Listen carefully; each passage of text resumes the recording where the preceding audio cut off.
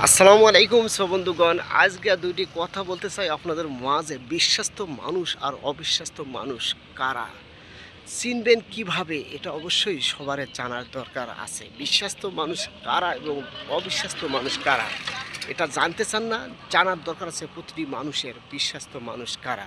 তা চলুন আমরা দেখে আসি এবং শুনে আসি এবং জেনে আসি বিশ্বাস্ত মানুষ কারা, কারা বন্ধু হয়, কারা বিশ্বাসঘাতকতা করে, তাদের উদ্দেশ্য বলি।